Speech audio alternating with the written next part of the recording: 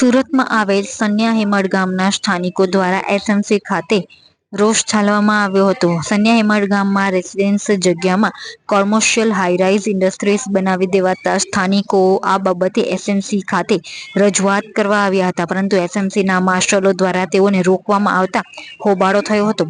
છેલ્લા 3 વર્ષથી સન્યા હેમડ ગામમાં રેસિડેન્સ તરીકે સ્થાનિકો પરિવાર સહિત રહેતા આવી રહ્યા છે, પરંતુ છેલ્લા 3 વર્ષથી આ રેસિડેન્સ વિસ્તારને કોમર્શિયલ બનાવવાની શરૂઆત કરવામાં આવતા સ્થાનિકો દ્વારા આ બાબતે વિરોધ નોંધાવવામાં આવી રહ્યો છે. સ્થાનિકોએ છેલ્લા 3 વર્ષમાં આ બાબતે કાર્યપાલક ઇજનેરથી લઈ મુખ્યમંત્રી સુધી રજૂઆત કરી છે, તેમજ આ બાબતે કોર્ટમાં આ મુદ્દાને લઈ પણ કાર્યવાહી ચાલી રહી છે. તેમ છતાં પણ બિલ્ડરો દ્વારા ત્યાં કોમર્શિયલ હાઈરાઇઝ બિલ્ડિંગો બનાવી દે તેમાં એમ્બ્રોઇડરીના મશીનો નાખી દીધા હોવાનું સ્થાનિકો દ્વારા જણાવવામાં આવ્યું છે. તો આ બાબતે કલેક્ટરના ડિમોલિશનનો આદેશ હોવા છતાં તંત્ર બિલ્ડર સાથે મેળા પીપળામાં નફતાઈ કરી રહ્યું હોવાના સ્થાનિકો દ્વારા આક્ષેપ કરવામાં આવી રહ્યા છે. આ બાબતે મુખ્યમંત્રીને પણ સ્થાનિકો દ્વારા રજૂઆત કરવામાં આવી છે, તો તેમના દ્વારા ડિમોલિશન કરવા આદેશ આપવામાં આવ્યો હોવાનું પણ સ્થાનિકોએ હકીકત જણાવી છે.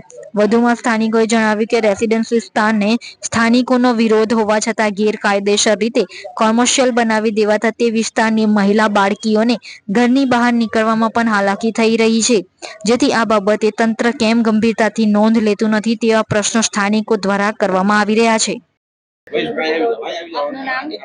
મારું નામ જતીનભાઈ છે. અમે સણિયા અહેમદ ગામના રહેવાસી છીએ. અમારી રજૂઆત એવી છે, અત્યારે અમે મુગલી સરા ઝોન પર આવેલા છીએ સુરત. અમારી રજૂઆત એવી છે કે રેસિડન્ટ ઝોનમાં આ લોકોએ ઇન્ડસ્ટ્રીયલનું કામ ચાલુ છે અને અમે આને 3 વર્ષથી રજૂઆત કરીએ છીએ, છતાંય ઠોકી બેહારેલું છે.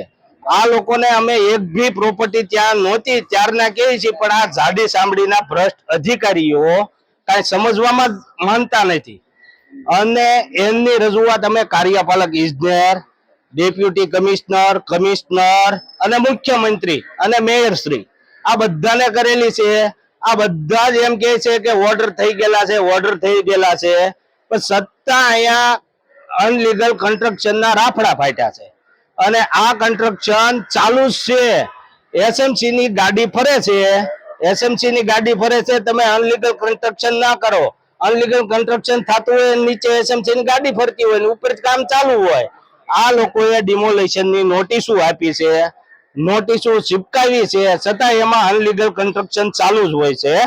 આજની તારીખની વાત, આ લોકોને અમે વિડીયો પ્રૂફ સાથે બધું આપેલું છે અને કલેક્ટરે ઓર્ડર કરેલા છે કે આ અનલીગલ પ્રોપર્ટી છે એને દૂર કરો, એને દૂર કરો. પણ આ જાડી સાંભળીના ભ્રષ્ટ અધિકારીઓ કાંઈ સમજતા જ નથી.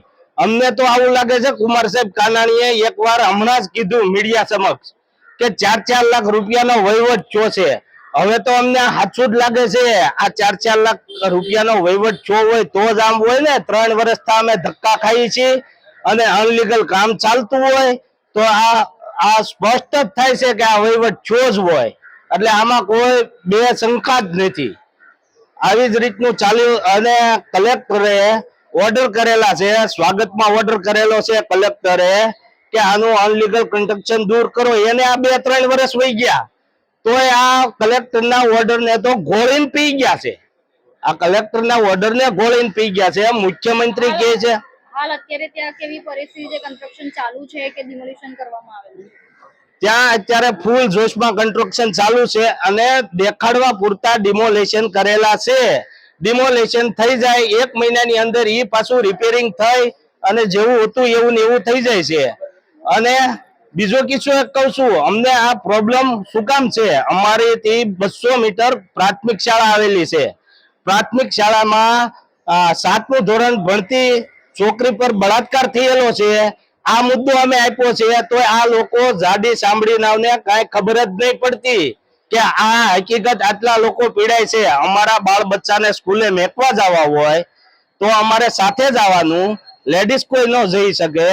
હિન્દી ભાષી પર પ્રાંતિનો એટલો ત્યાં આતંક છે અને અમારે રેસિડન્ટ થી 500 મીટર 600 મીટર અવાવરું જગ્યા છે. સિંગલ પટ્ટીએથી જઈ તો ત્યાં દારૂ પીવા બેઠા હોય અને ત્યાં અમારે બાળ બચ્ચાને મેકવા કેવી રીતે લેડીઝ લોકોને મોકલવા, આ મોટો પ્રશ્ન છે. પણ આ ભ્રષ્ટ અધિકારીઓને કઈ સમજ જ નહીં પડતી. આને રજૂઆત કરીને થાય કે આની માટે અમારે ઢોલ નગારા લઈને આવવું પડશે. અને અહીંયા રજૂઆત કરવા આવી, અમે મુગલીસરા રજૂઆત કરવા આવી તો કે વૈયા જાઓ, બેને જ મળવા દેવું પડશે. અરે બેનો પ્રશ્ન નથી, આખા સણિયા હેમત ગામનો પ્રશ્ન છે, આ જાહેર પ્રશ્ન છે, તો બધા આવવાના જ હોય ને એમાં. અને બે મળીએ તો એમ કે તમારે બેને જ પ્રોબ્લેમ છે, તો અમારે જાવું ક્યાં, આની રજૂઆતો કરવી ક્યાં? એટલે આનું મીડિયાના માધ્યમથી અમે કહેવામાં આવે છે કે આનું કાંઈ નિરાકરણ આવે એવું કાંઈ કરો, અને આ જાડી સાંભળીના અધિકારીઓની આંખો ખુલે એવું કાંઈ કરો.